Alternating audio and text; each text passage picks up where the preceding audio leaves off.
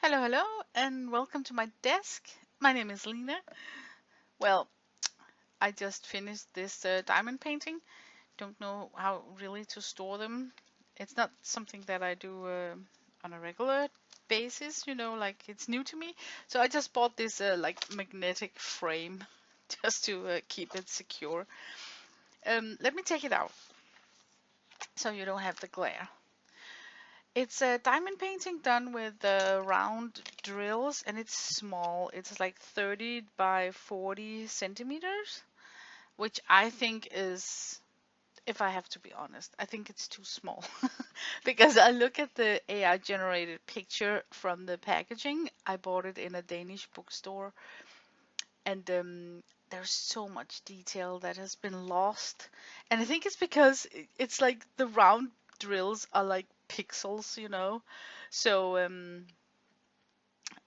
I think you could get around that loss of details in the rendering by picking a much larger canvas. So I think that's the issue right here. I don't think it's so much that I chose an AI generated image. I really love AI generated images. I mean, they're just so colorful and really they're fun to look at. But I um I want to do some changes to this canvas here. So if you are a diamond painter, this video here, you would be like crunching your toes and you would feel like, oh my gosh, it's doing like violence to the finished artwork. But I have to say that I varnished this with the Liquitex gloss varnish. It's this bottle right here. So I got like a plastic surface to it right now, and my plan is to come on top with a pen and try and enhance some of the lost details. So I get the option of quickly being able to wipe off whatever I put down. So there is a plan B if this totally is failing. But that's what we're gonna play with today. First, I'm gonna mess with this finished diamond painting and see if I like the touch-ups that I do, or if it was like a bad idea. We'll see. Okay, so let's try and zoom out the tiny image from the packaging. I had this idea that maybe I could do like this. No? Is it better like this?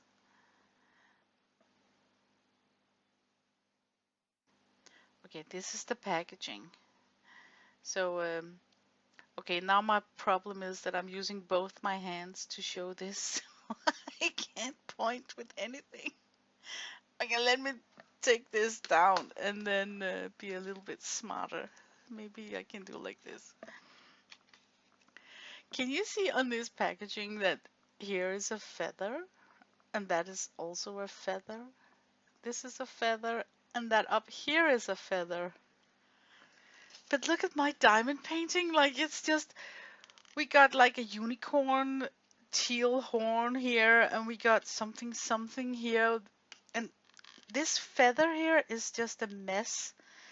So my first try is going to be to touch up on, on the feathers and see, can I make this look so that our brain, when we look at it, will read it as a feather. Because right now it's only because I got the packaging that I actually know what the hell is this. And like I said, I coated this with a gloss acrylic varnish, so I should be able to draw something on top of this.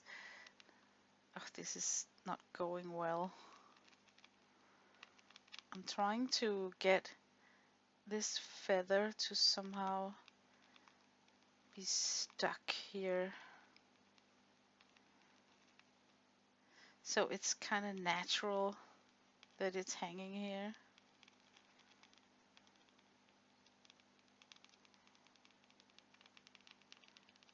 Oh, I feel this is super clumsy. Did it make a difference? Maybe I actually need like a fatter line. Let me grab a fatter pen. Yeah, I told you. I warned you guys that if you were into this diamond painting, you would be like cringing, feeling that I'm violating this painting here. No, this is better. It's like a thicker pen. Oh, I got some mess right there. So maybe if I do like this.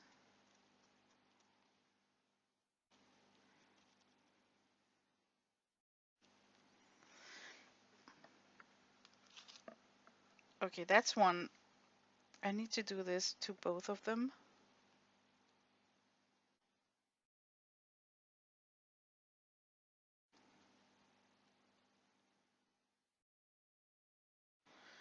And this one is hanging here.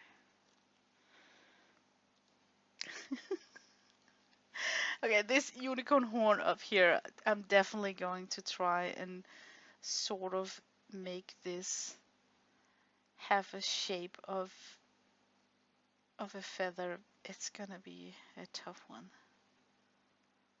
Oh my god, it looks so clumsy. I don't know. I don't know, was it an improvement? I think you need to view it from a distance. Did it help? I don't know. I don't know. Okay, but one thing I really would love to do is to try and put a little sparkle in the eye here.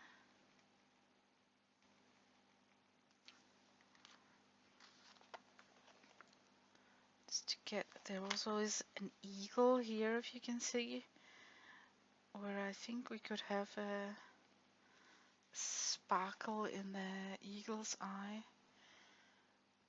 Are we content with this sparkle? Should we have like a dot here, maybe? Maybe I actually need like a small suggestion of the eye like this. Yeah. Where is the ear?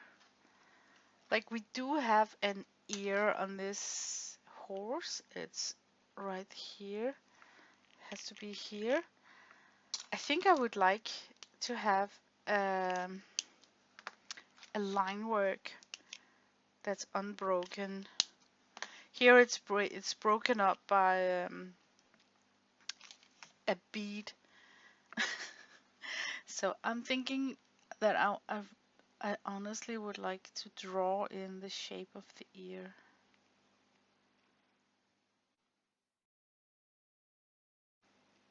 So I also can get like that pointed tip from the ear, right?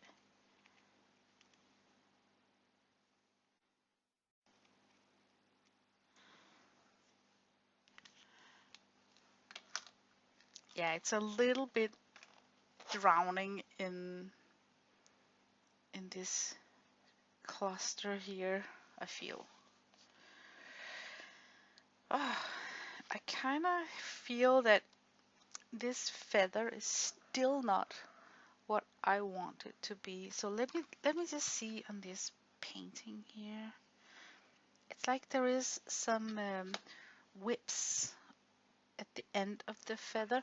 Maybe I can draw that in with an acrylic marker, but I really need to hit a color that's already here on my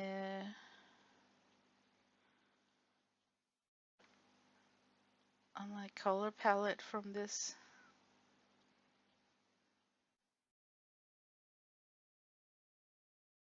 I kind of like this. This is just an acrylic marker. Maybe it could have been wise to use an acrylic marker. Let me just try that.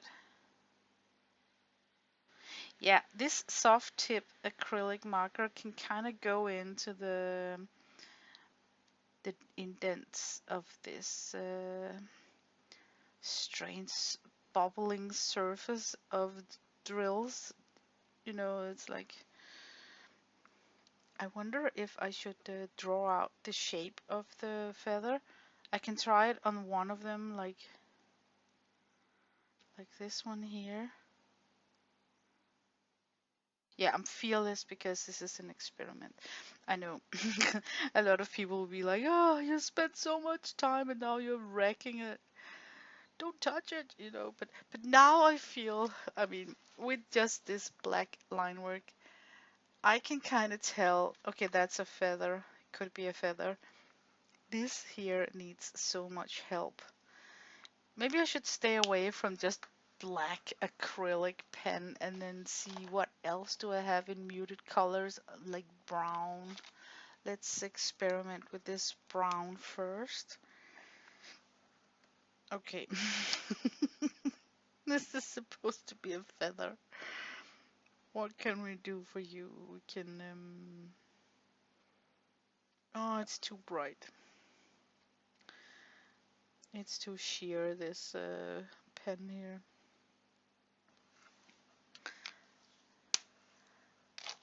Dang it.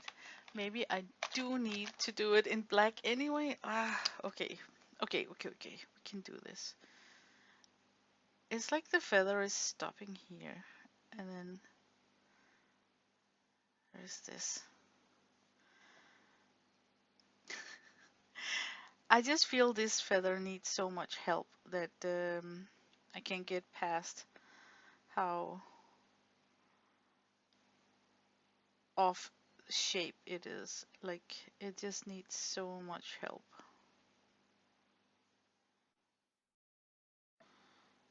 And then this is supposed to be like a ring, like a brass ring. So I'm gonna take like a gold acrylic pen. Ooh. Yeah, that really popped. And this is hanging on to what? What? It's hanging on. You can just not hoover right there, right? So I need to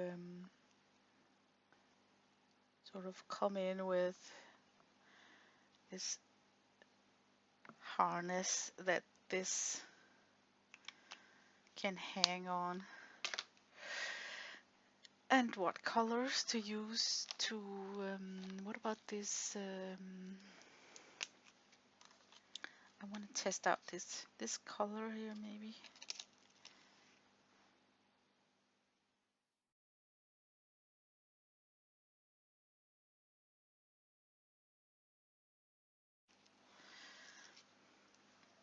Okay, now I actually got a suggestion of this sort of harness.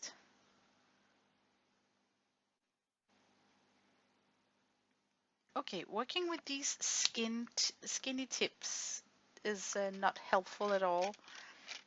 They bounce off the drill, so it's just the top of the drill that's gonna be coated. But these more like soft nibbed pens can go into the bottom of this canvas here, so you will get a nicer full line work.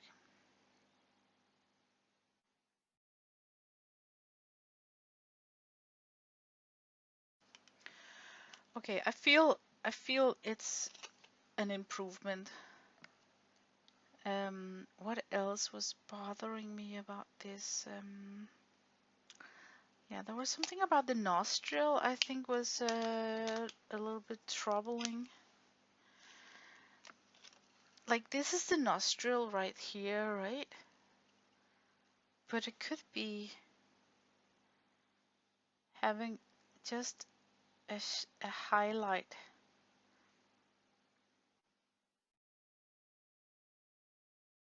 And we also have like the mouth. I feel could have like a tiny highlight. Just to show off the features. Maybe you could have like a highlight right here actually.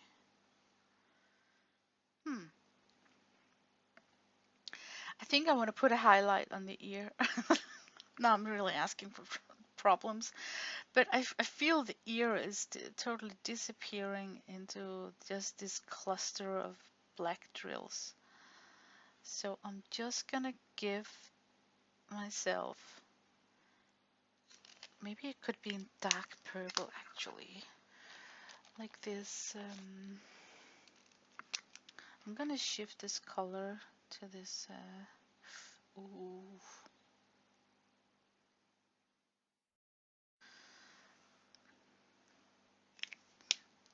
Don't know if that was a good idea.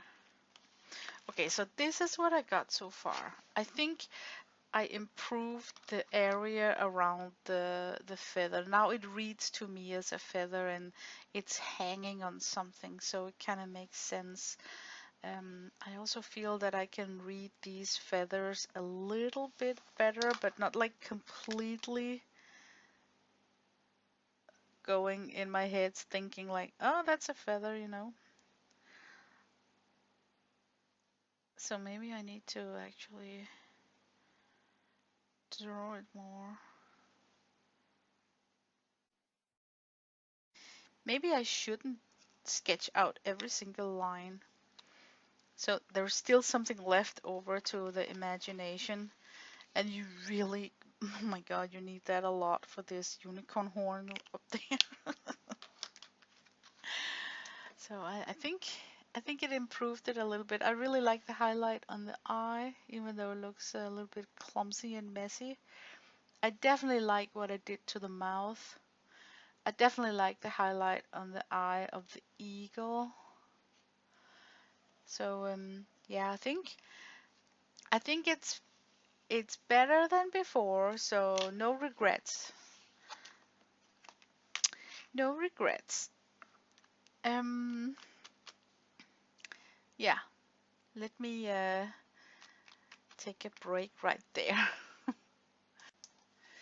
But okay, let's talk about this diamond painting here. Like I said, if you had like a very detailed image, like I'm thinking a bigger canvas, right? Because it all comes up to the size of your canvas. So I think that would help a lot in rendering of the image. But especially when you're looking at like something that's very intricate. And this is so not like a Josephine Wall size canvas. This is so small. So I think the devil lies in the detail. And when it comes to diamond painting, it lies also in the size of the substrate. So I want to work backwards with this experience of making this small diamond painting here because I'm kind of intrigued about this cluster of color. I think it called a confetti area because there is so many colors just concentrated right here. And I think it was a very pleasant and magical experience to lay down these clusters here, and then you take a step away and then they actually form something that's readable to the eye, but for me it's more in an abstract way. And I think I want to try and work a little bit with that feeling I still have left in me after making this diamond painting, that it has been very delightful having these clusters here. And also the cluster here, like what is it, a sun, a moon? Um, it's very difficult to tell, so I think there is a lot of abstraction going on. I also am intrigued about this corner up here. It looks like it's like pushed away, like a leopard print or something. And I'm not sure about this horse. Like, I would have loved the back to be more pronounced here because now it looks like the horse is just sitting down like a dog, like it's on its bum. So there is something when it comes to the composition and the shape. like it should have been more rounded here in the chest, and then definitely shouldn't have ended like this, so it feels like he is sitting on his bum. So I think if this was my painting, I would add like a black line in the back here of this, in the back of this feather here, to stress out that the horse is standing up. But I still feel that working with these clusters of colors here has been interesting. So can you imagine like using a black piece of paper and then do a bit like negative painting where you don't touch these areas that are like black? That would be like the paper itself. So you only go on top, like making the feathers, the funky clusters, maybe be more pronounced about the shape of the head of the horse and especially the ear, and then just go rogue on the rest. And then maybe using a medium that's sort of course, showing off on black, but not in an opaque way like gouache or an acrylic marker, but maybe a water soluble medium that would be like semi-transparent on top of the black, so you get that dusty feeling of the black background. So I think I want to try and give in to that urge of having an after party after making this diamond painting by having a play session on a black piece of paper and explore more about this very delightful cluster heaven here. I actually think that this is a blanket, like the horse is wearing some sort of a blanket. I don't know. There's just something off about this shape. So, okay. So let me try and drink a little bit more of my coffee and then think about how can I move forward working with this image right here. And oh, by the way, isn't it strange that there's like no shout out to the creator? Like, even though I know it's AI, but I think at least then you should write that it's AI.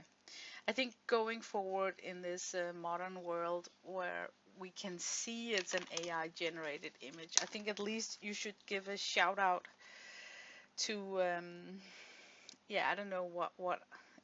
I just feel that if you used a licensed artist work for instance, a diamond painting, they would give a shout out to the artist behind the image. I think we kind of should do the same with AI, be more transparent about this is not a stolen image from a licensed artist. So when we as customers are buying something like this in a bookstore, it's more transparent to us that this is AI, so we are not cheating the real illustrator out of their their money, you know. Yeah, I'm just thinking in those directions. So, but it's very clear to me that this is AI. Oh, is this a sticker? Oh my God, it's a sticker. I can peel it up and put it in my scrapbook. Okay, I'm so gonna do that. Yay. Okay, let me move on. So I got this black watercolor paper from Royal and Talens. I think their line is called Van Gogh in this paper pad line here. I never tried it before, so don't know if it's worth the money. But Royal Talens is affordable, so I don't expect like arches. I just expect something that's not like black cardstock because that would really be annoying. So let's check it out. Okay, it's not cardstock. That's cool. Yeah, it is actually watercolor paper. Good thickness. Yeah, no regret. This is gonna work. Sometimes I just feel that if I use Clairefontaine, black mixed media paper. It's just like black cardstock, you know? And after being scrapbooking for quite a while, you know your cardstock. You know when you're working on cardstock, right? So I sometimes get a little bit disappointed when I buy special mixed media papers in black. But this seems to be okay. Okay, this is gonna be a little bit scary what to do and how to do it. So what I was talking about is this is Clairefontaine paint on multimedia paper, and it is cardstock. I mean, it's just the same surface as cardstock with like no sizing on it and no texture, where this is like watercolor paper from Etivel, and it's just different. It's still, I think both products is like cellulose, but this is more watercolor paper surface with a texture. So maybe you can actually see the difference. It's very difficult for the camera to film the difference. It's always like filming paper on camera is like a waste of time. But I just want to say that it can be difficult to buy black watercolor paper. You don't really know what you get because most of them are actually cellulose and not cotton. The same with the Van Gogh, it's also cellulose. But okay, let's move on. Okay, I want to sketch the shape of the horse. I'm not going after like a beautiful drawing right here. I'm mostly interested in just the placement of the cluster of colors in an abstract way. That's what intrigues me at the moment. So I have to confess that I won't be sad if this is gonna look really weird when I'm done. And it's also a bit funny that I'm working like totally backwards, you know? Like first you would pick the most detailed uh, rendering that you got of what you want to paint, and then enhance it in a way. Where here I feel that I am going for a more blurry play with colors that's gonna leave the shape of the horse looking like really, really rough. See, I like my horse to have like a more bulky chest, like more muscular chest. I'm sketching with a pastel pen from Derwent. I really like that round, strong neck. And I think my eye is going to be somewhere around here, maybe. And got like the nostril here and the mouth. Yeah, it is taking a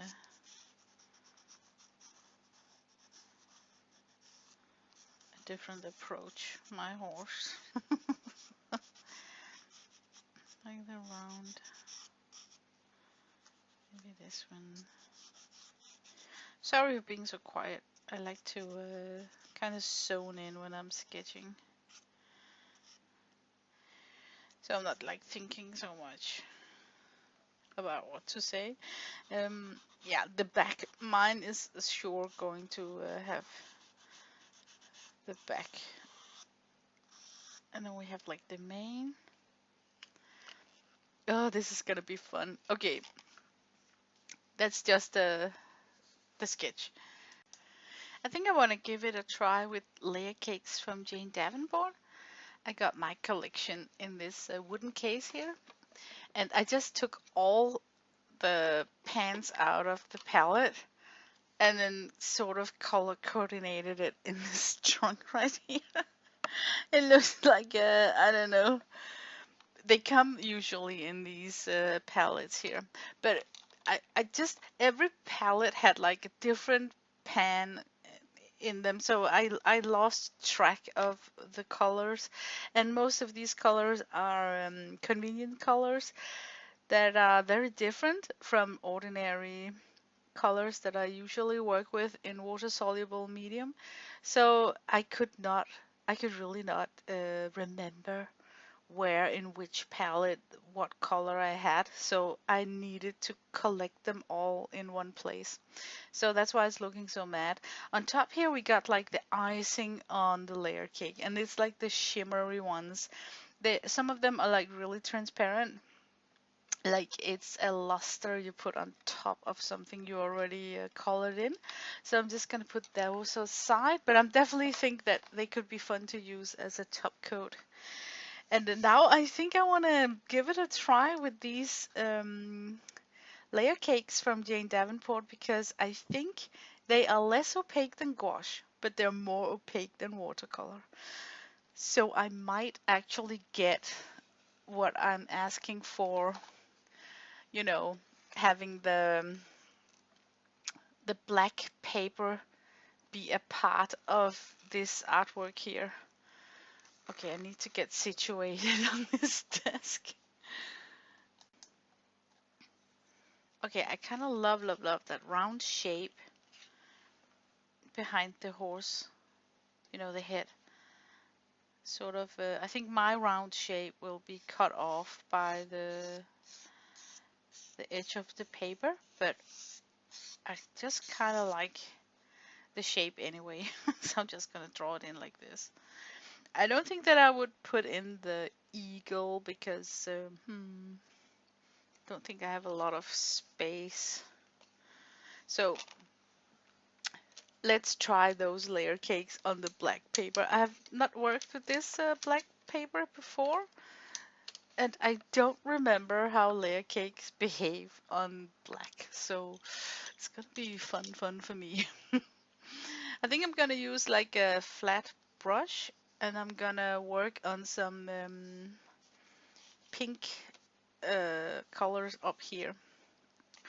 I kind of regret composition wise that my head of the horse is all the way up here with the ears next to the edge of the paper, but this is not an super important painting for me. I'm just having fun playing, so I don't want to take the time move down my sketch. I just tape the edges of the paper because I kind of like when you can see the black paper framed just by using edge taping. Oh, yes, yes, yes. Oh, this is gonna be fun, guys. This is exactly what I was asking for. Some water soluble where when it dries up, you can still see the reveal of the black paper behind it. So I'm just gonna give it some light coats, and then let's see how it dries up. There is a lot of optical whiteners in this style of paint. So let's see when it dries up how it behaves. Oh, look at this. Look at that purple or pink right there. Let's try and add it in.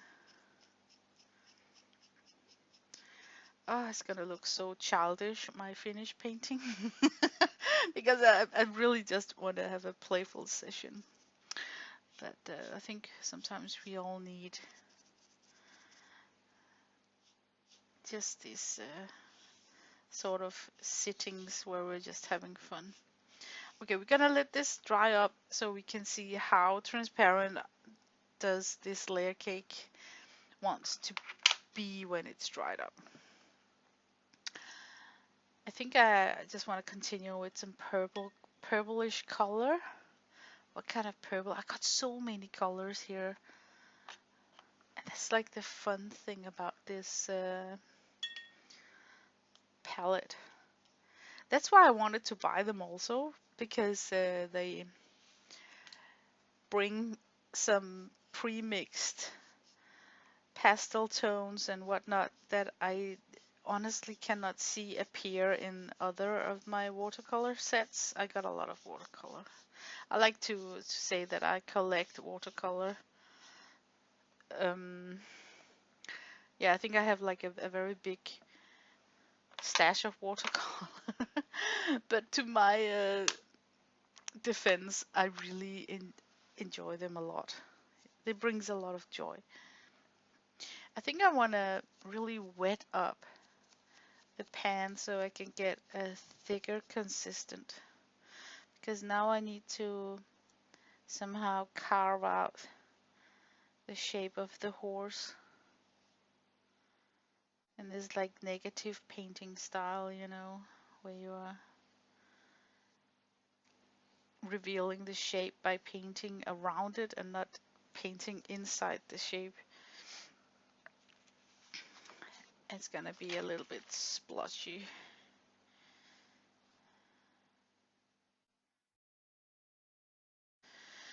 But it's like tango. If something goes wrong, just tango on. You can't do anything wrong. Let's completely just mix those two colors.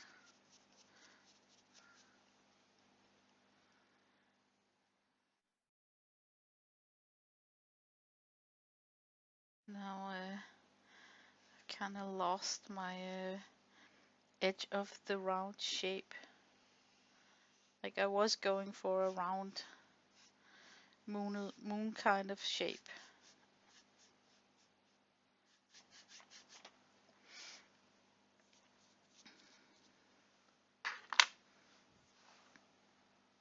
The fun thing about having my JD colors out like this is that it's very easy for me to just pick one up, hold it in my hand, and lay it back in the suitcase. But did you notice that because I can do that, they are not glued into the bottom of the case, which means that I cannot pick the case up in its handle and carrying it like a suitcase, because then all the pans will rattle down. So I am waiting for that day, that moment where I forget that and need to move them in a hurry and then just pick them up, and then everything will just trickle down to the bottom of the case. I'm really gonna hate that day. I got a darker purple here. Let's see what happens if I mix this one in. It's like humongous pans. I don't know, is it like 3 full pans in one pan here? So you got a lot of product. And I think that's also what I like about this purchase here, is that you get so much product that you don't get stingy. Like if I have a watercolor brand or set that I really like, I can sometimes, when I hit pan on some of my favorite colors, I can get a little bit stingy, like feeling sad that, oh, I'm about to use up what I got. So I suddenly find myself not grabbing for that palette because I want to, and I know this sounds so stupid, I want to save it for a special project, you know, if I'm gonna use up the rest of it. Which is so stupid, because I think we all been there, especially if you also have been scrapbooking like I have. You know, we're hoarding those. For my case, it was the Graphic 45 paper pads, hoarding them forever, saving them for that special project that, and that day never really came, did it? So I kind of dislike that I like watercolor that much that I cannot just view them as a tool that can be quickly replaced by something else shinier. So I sometimes take myself in preserving my palettes like they are, I don't know what.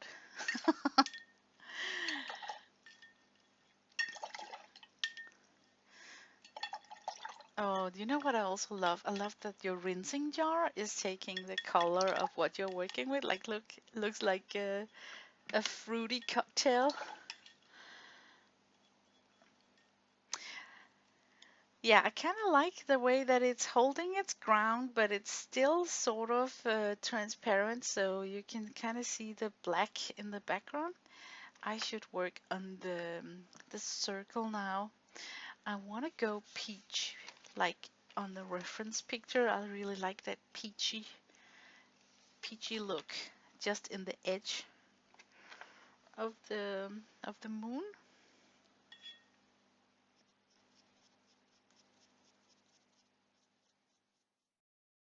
I think my plan is that I want to when I come to the main, I'm going on top of that with a darker color. So I'm just gonna color in the whole shape of the moon, and it's gonna look a little bit weird until I come on top with the main.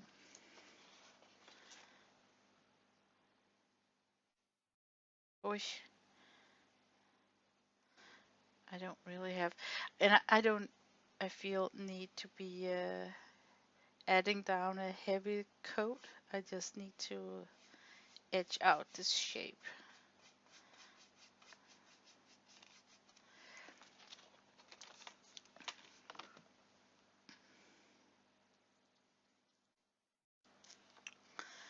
But yeah, it was really fun dipping my toes into that diamond painting.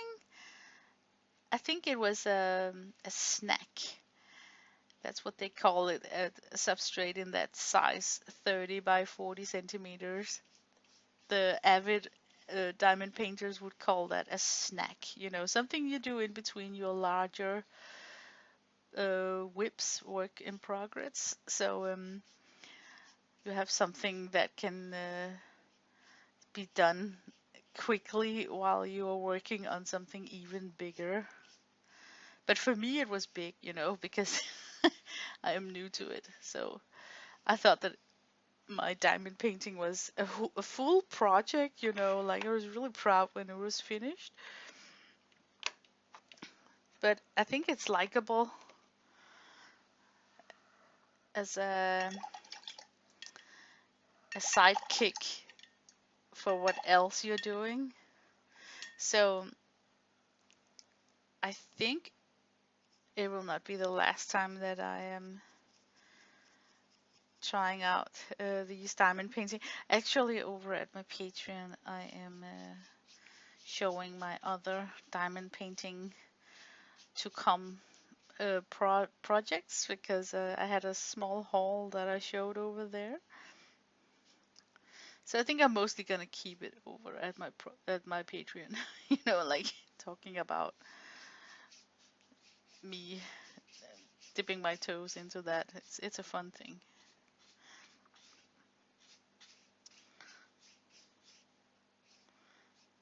Oh, I like these colors. They're nice.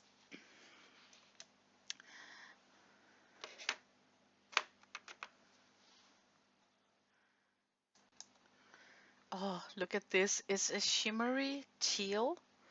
I think I want to mess things up by putting it down here. Just wiping it in on top of that purple, asking for trouble. I just want to see what happens. Oh my god, look how beautiful it gets when it's wet. How can you not love these colors? Okay, I'm just gonna wipe it in. Yeah, look, they don't call it layer cake for fun. It just layers. Isn't it magical? Well, I'm sitting here smiling because I think it's magical. I am really having fun doing these brush strokes here. So I'm just think I'm gonna carry them upwards and let them mingle in and see what they want to do. You know, brushing them out. Yeah, guys, we should always just have playful sessions like these. you know, where the outcome doesn't really make sense, you know, like don't freak out about how is it gonna look. I like that. Looks a little bit weird. Maybe we could have some other colors down here. And ta-ta, look what I also have. I also have the same sort of pan, but with a more viridian based shimmer. It's more leaning towards a viridian. So, oh, look.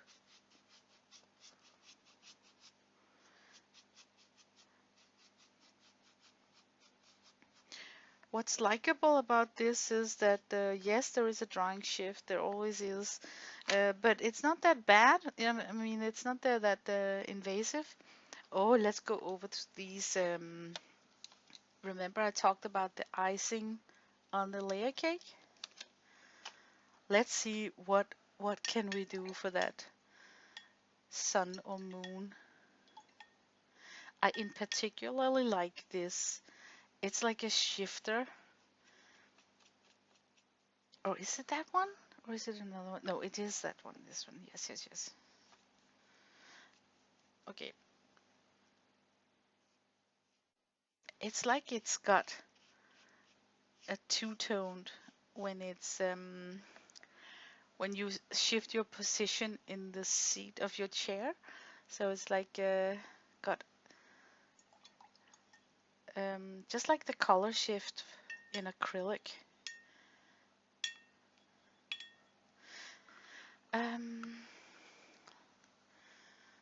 What can we put? Okay, let's try this reddish.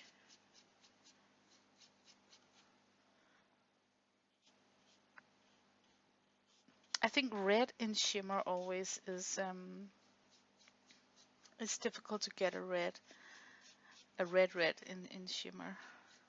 The same with this one. It wants to be red, but it's leaning towards something that's more like a reddish copper or something. But it's nice mixed with the underlaying paint. So maybe it shouldn't all be shimmer up here. Maybe I should actually restrain myself and lock in more of the solid color in matte. It's so easy to cover everything in shimmer, you know? But sometimes you need the matte colors right next to it to dull it down so you can focus more on the shimmer part. You know what I mean? Like it's like if you take all your favorite jewelry on, none of them will stand out and shine, but if you just pick one, that one would shine. So I constantly need to tell myself when I'm working with shimmery colors that the same theory applies, that I cannot like put shimmer on everything. Okay, the end of that moon. Maybe some of this pink. Let me try this pinkish.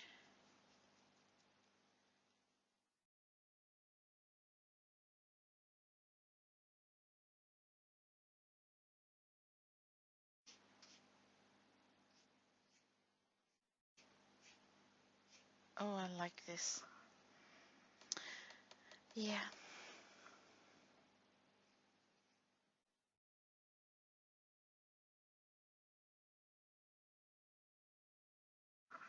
Okay, hopefully it will dry up nice. I think here I could have some dark blue somehow. I don't know if it should be like down here maybe.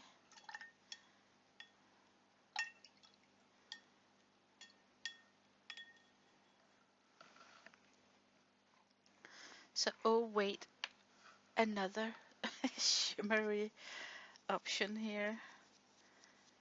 I'm just gonna darken down this corner here in a darker blue.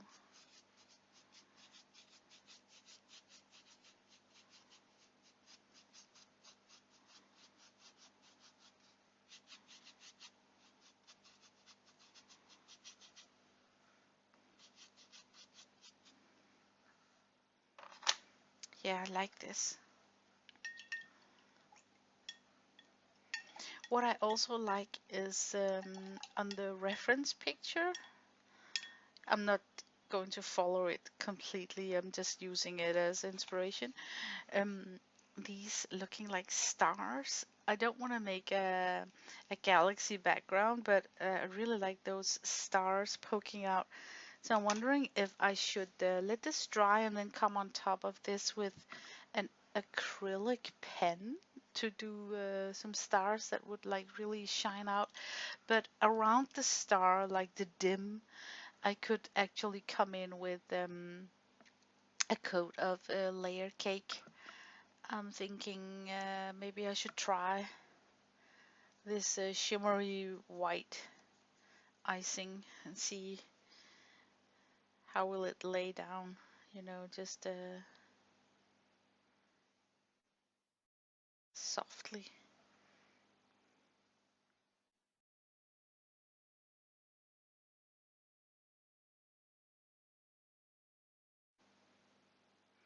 But yeah, diamond painting is, I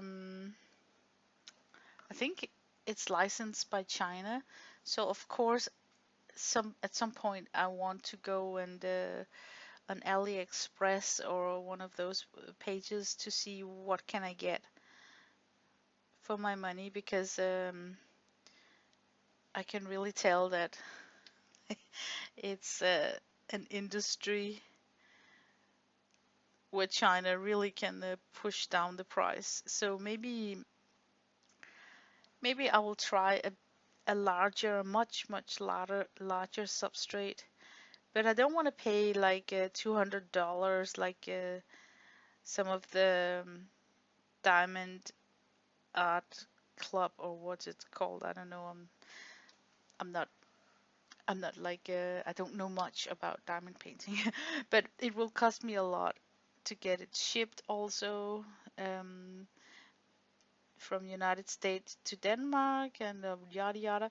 So I'm thinking about just trying out something less expensive from AliExpress and see if I like it.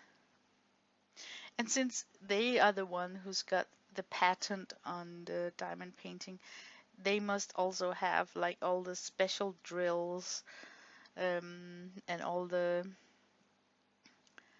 big canvases and whatnot.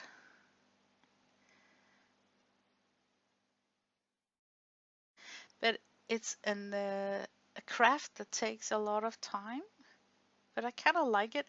I think of it a bit like puzzle, because and it's more easier than puzzle actually, because all the color choices are selected and laid out for you, and you know where to find them if you are kitting out your drills in a reasonable, sensible way.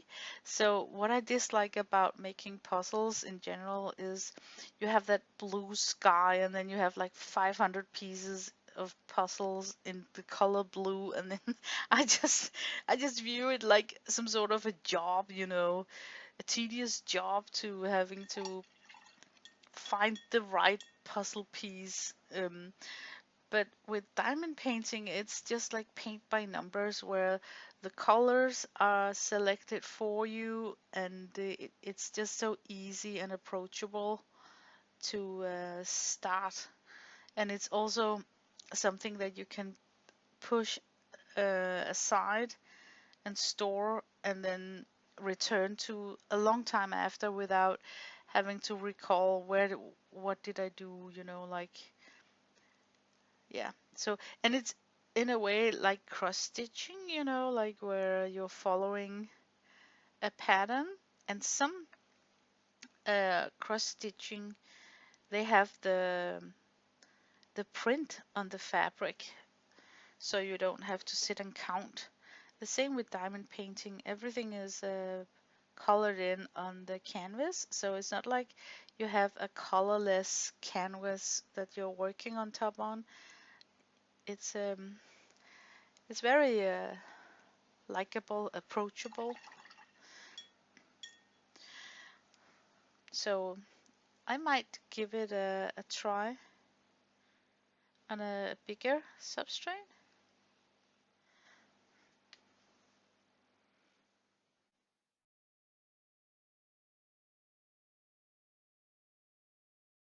Just making some circles here, I think it would look nice. But I really enjoy having several fun things to turn to if I'm in some sort of an art rut. So at the moment, I got my wax seals that I really like a lot, and then now also this diamond painting. And it's just nice to have a selection of different kind of crafts that you can turn to if you feel that you're getting a little bit stuck in your old routines.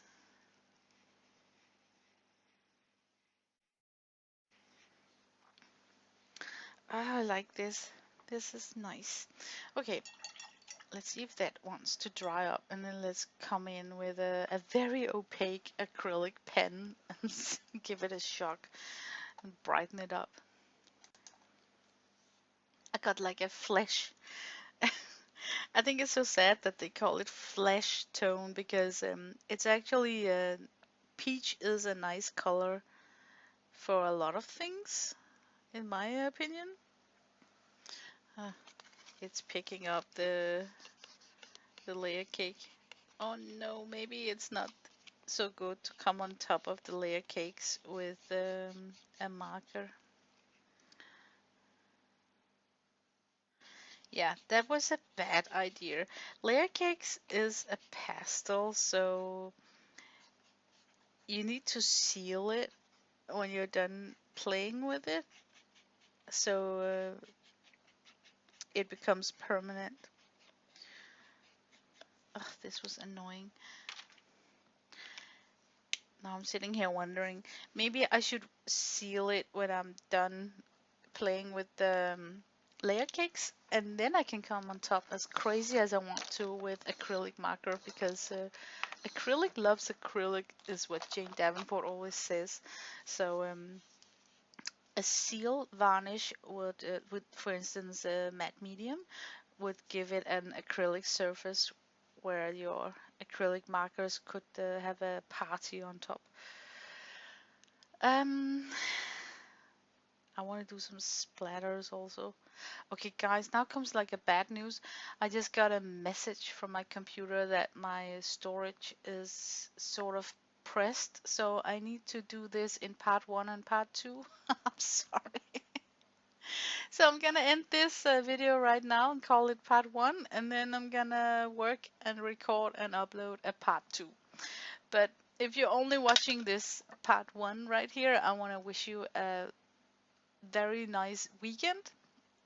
So, yep, bye bye. And thanks for watching this far. Give a thumbs up if you like what you see. And oh, yeah, comment if you are doing diamond painting. I would like to know, am I the only one here trying it out?